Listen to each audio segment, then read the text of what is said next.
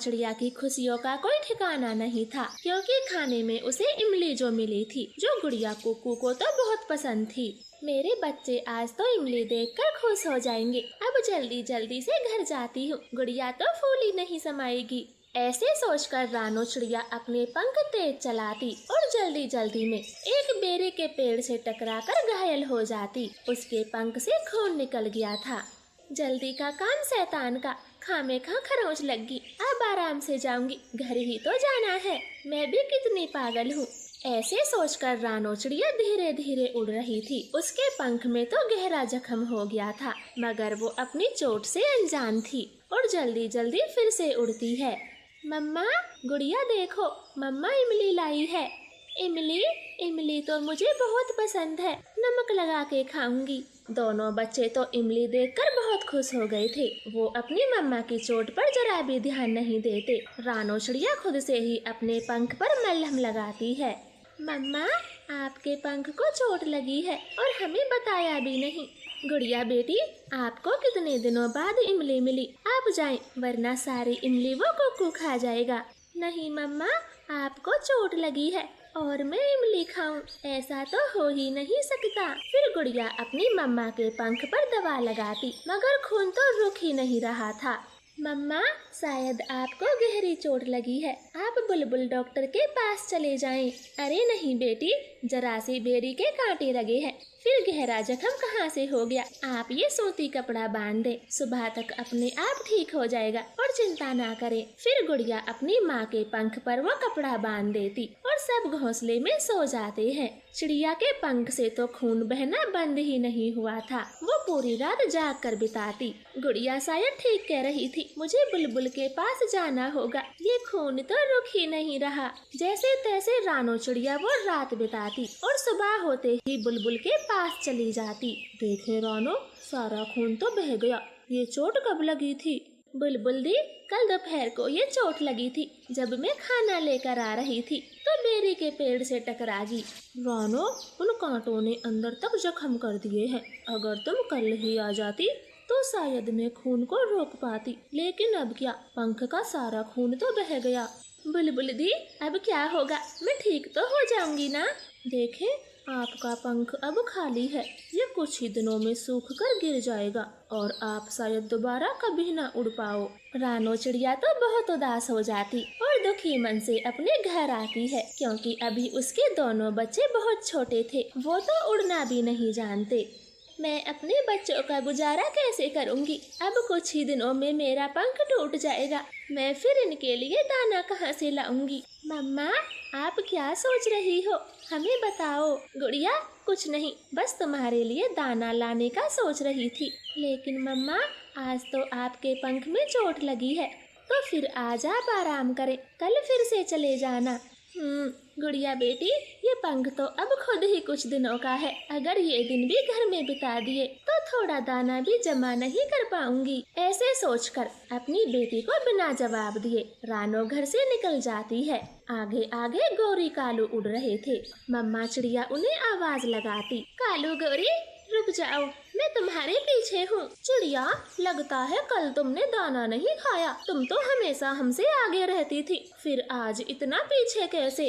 अगर गौरी को मैंने पंख के बारे में बताया तो ये मुझे अकेला छोड़ देंगे। गौरी बहन, कुछ नहीं, बस थोड़ी तबीयत सी खराब है। तो अब जल्दी जल्दी आ जाओ, दाना लेने सागर वाले जंगल जाना है, कोई पड़ोस के जंगल नहीं जा रहे। ऐसे चिड़िया कब्बों से बहुत तेज उड़ती और तब भी उनसे आगे नहीं निकल पाती और जैसे तैसे अपने बच्चों का पेट भरती रही।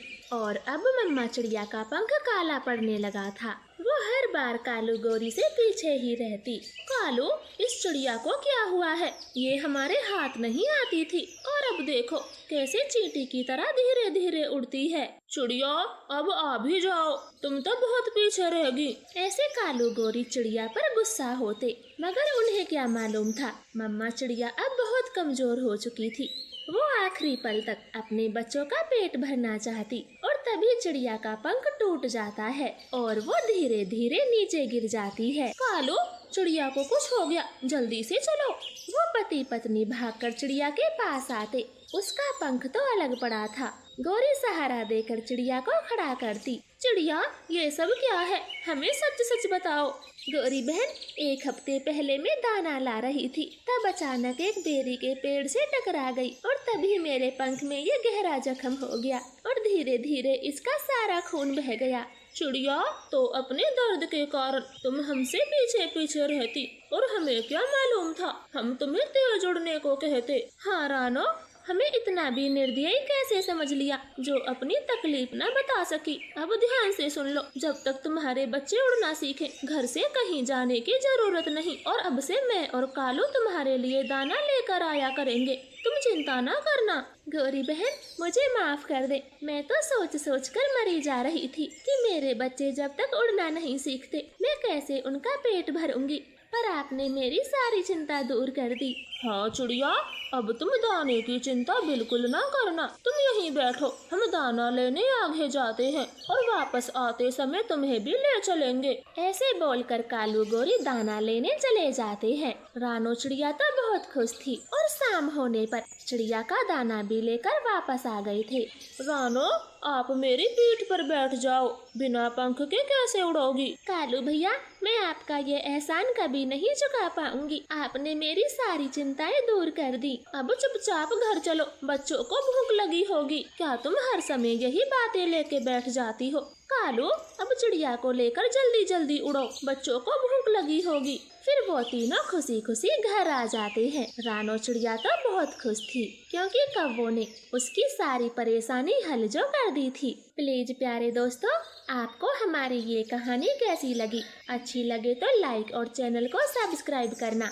आपका धन्यवाद। आज मम्मा चिड़िया और पापा चिड़िया बहुत खुश थे क्योंकि लंबे समय के बाद मम्मा चिड़िया अंडे देने वाली थी। बाहर तेज बारिश थी और ठंडी ठंडी हवाएं चल रही थी। टुन्नू जी, मौसम कितना ठंडा हो गया, अंडों को गर्म सेक देनी बहुत जरूरी होती है। हाँ रानो, लेकिन आग जलाने के लिए हमारे पास लकड़ी नहीं है, तो हम अपने अंडों को सेक कैसे लगाएंगे? टुन्नू जी, कौवों के घर गर्म कंबल है, आप उनसे कंबल मांग लाएं। रानो जी, आप ठीक कहती हो, मैं अभी कंबल लेकर आता हूँ, आप अपना ध्यान रखना। मैं यूं गया और यूं आया। ऐसे बातें कर पापा चिड़िया तेज बारिश में ही कौवों के घर चला जाता है और जोर जोर से उनका दरवाजा बजाता है। कौवों, जल्दी से दरवाजा खोलो, मैं तुम्हारा पड़ोसी टुन्नू चिड़ा हूँ। कालू, इतनी देर रात और तेज बारिश, ये टुन्नू चिड़ा हमारे घर में क्यों आया है? गौरी, इसकी पत्नी अंडे देने वाली है, कल नदी पर इसने बताया था मुझे। ऐसे बोलकर कालू कौवा दरवाजा खोलता है। बोलो टुन्नू, इतनी देर रात में कैसे आना हुआ? कालू कौवे, रानो के पेट में दर्द है, वो अंडे देने वाली है और मौसम कितना ठंडा हो गया है, इसलिए आपसे गर्म कंबल लेने आया हूँ ताकि अंडे सेफ रहें। मैं अभी लेकर आता हूँ, तुम यहीं रुको। ऐसे कालू कौवा अपनी पत्नी गौरी कौवी से कंबल मांगता है, लेकिन वो गुस्से में जवाब देती है, जाकर मना कर दो, कोई गर्म कंबल नहीं मिलेगा। वो गर्म कंबल मैंने सर्दियों के लिए खरीदा है, फ्री में सेवा करने के लिए नहीं। अब जाओ यहाँ से। गौरी, बात को समझो, अगर ये बारिश न होती तो वो हमसे मदद लेने नहीं आता। एक बार कहो या 100 बार, मैं अपना कंबल नहीं दूंगी। गौरी कौवी की ये बातें टुन्नू चिड़े को सुनाई दे रही थी। वो मायूस हो जाता है। ये गौरी कौवी बहुत बुरी है, मुझे यहाँ आना ही नहीं चाहिए था। यहाँ वक्त बर्बाद करने से तो अच्छा होगा मैं कहीं से लकड़ियों का ही बंदोबस्त कर लूँ। आखिर मेरे नन्हे मुन्ने बच्चों की जिंदगी का सवाल है। ऐसे सोचकर टुन्नू चिड़ा आसपास से लकड़ियों की तलाश करने लगता है। इधर रानो चिड़िया ने अंडे दे दिए थे। टुन्नू जी, आप कहाँ रह गए? हमारे बच्चों को ठंड लग रही होगी, आप जल्दी से आ जाएं। ऐसे मम्मा चिड़िया टुन्नू का बेसब्री से इंतजार कर रही थी। कई घंटे बीत जाते हैं मगर टुन्नू चिड़ा घर नहीं आता। मौसम बहुत खराब है, अब तक तो टुन्नू जी को घर आ जाना चाहिए था। अब मैं घर में बैठकर और इंतजार नहीं कर सकती, मुझे जाना होगा। फिर रानो चिड़िया अपने चारों अंडों को छोड़कर घर से निकल जाती है। तभी उसकी नजर एक पेड़ पर जाती है जो पूरा जला हुआ था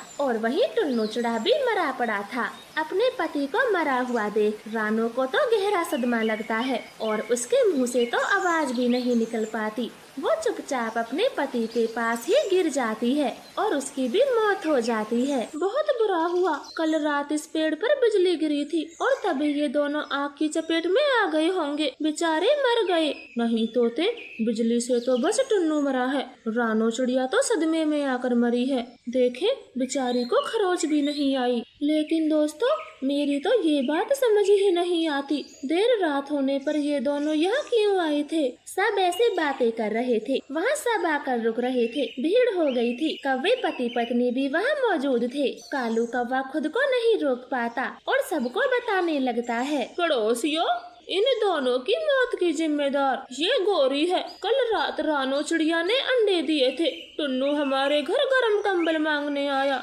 गोरी ने साफ साफ मना कर दिया। तभी टुन्नू लकड़ी लेने यहाँ आया और बेचारा बिजली से मर गया और रानो बेचारी देख कर मर गई। छी गोरी, तुम्हें शर्म आनी चाहिए। आज तुम्हारी वजह से 2 पक्षियों की जान चली गई। क्या बिगड़ जाता तुम्हारा अगर इन्हें कंबल दे देती। अब उन मासूम बच्चों का क्या होगा जो अभी तक अंडों से बाहर भी नहीं आए और बेचारों के माता पिता चल बसे। फिर सब पक्षियों को अंडों का ख्याल आता है। वो भागे भागे चिड़िया के घर आते हैं और चारों अंडों को गौर से देखते हैं। कालू गोरी, अब से इन अंडों की जिम्मेदारी तुम दोनों की है।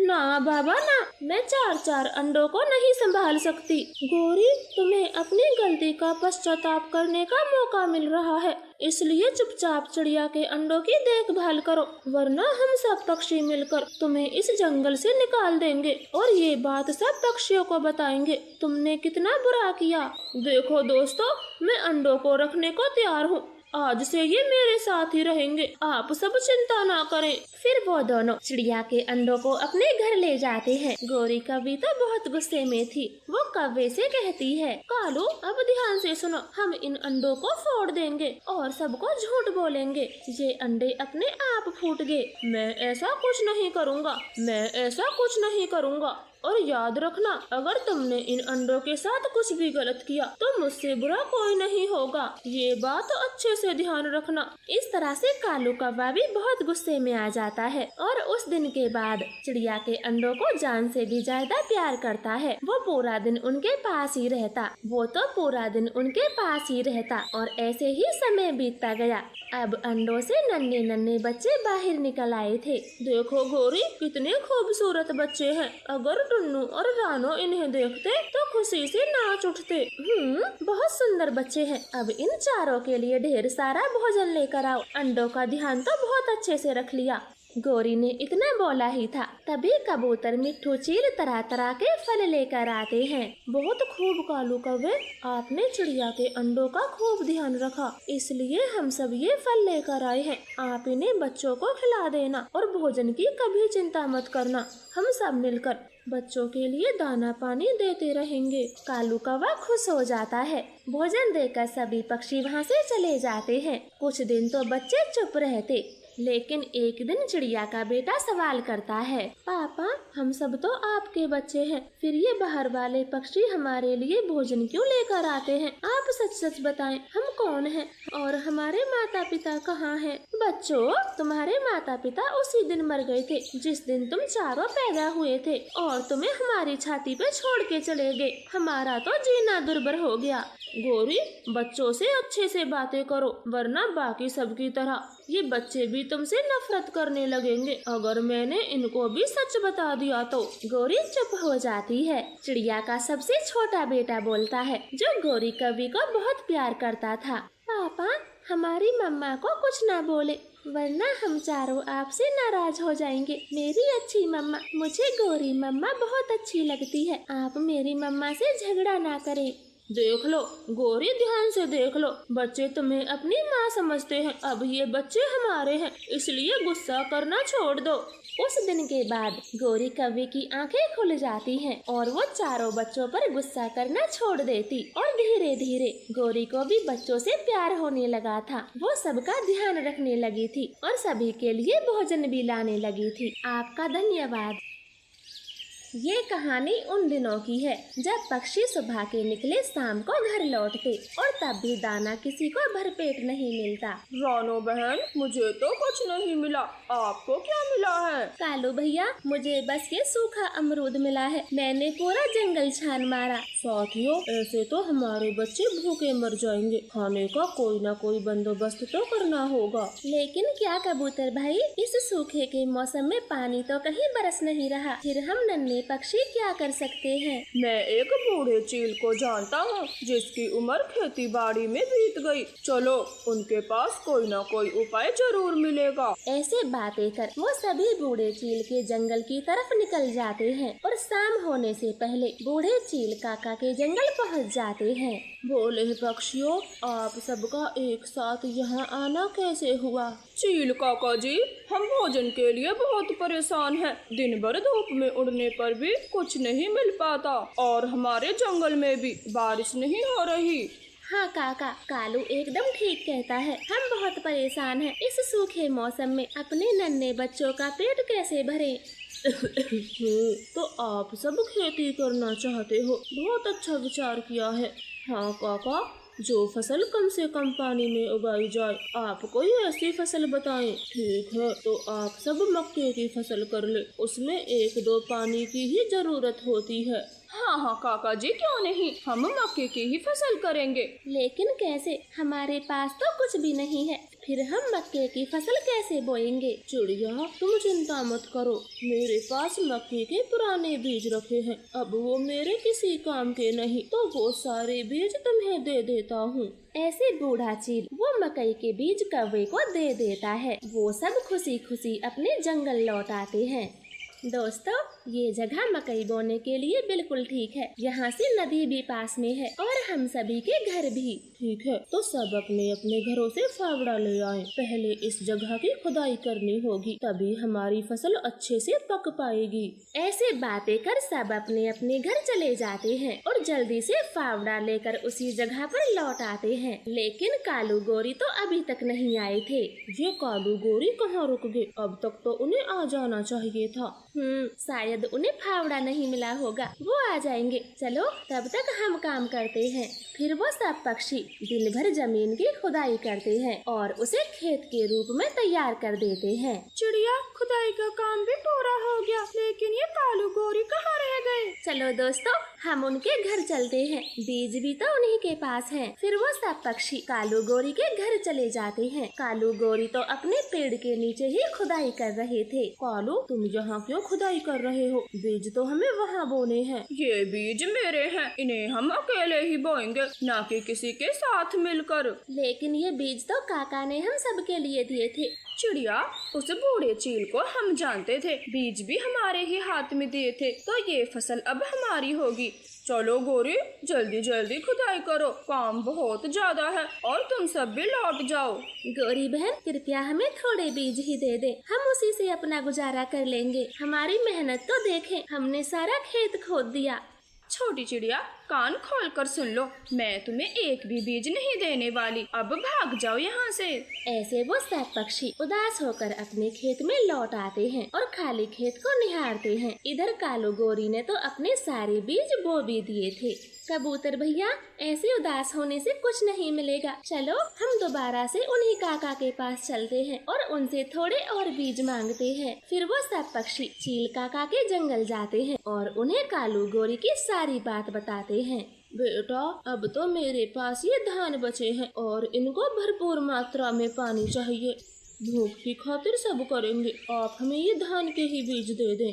फिर वो सब पक्षी वो धान लेकर अपने जंगल लौट आते हैं और कड़ी मेहनत से अपना खेत पानी से भरने लगते हैं। वो कई दिनों तक लगातार पानी लाते, लेकिन मटके के पानी से खेत में कोई असर नहीं होता। दोस्तों, ऐसे हम पानी से ये खेत कभी नहीं भर पाएंगे, कोई और विचार लगाओ, मैं तो बहुत थक गया। कबूतर भैया, एक विचार है, हमारा खेत नदी से काफी ऊंचाई पर है, तो क्यों ना हम नदी से लेकर खेत तक पानी का रास्ता बना दें। काम थोड़ा मुश्किल होगा, लेकिन रोज रोज की कड़ी मेहनत से तो बच जाएंगे। चिड़िया का सुझाव सब पक्षियों को अच्छा लगता है और वो नदी से खुदाई करना शुरू करते हैं और 2-3 दिनों में खुदाई करते हुए खेत तक भी पहुंच जाते हैं। कुछ ही देर में खेत पानी से पूरा भर जाता है। सब पक्षी तो बहुत खुश थे।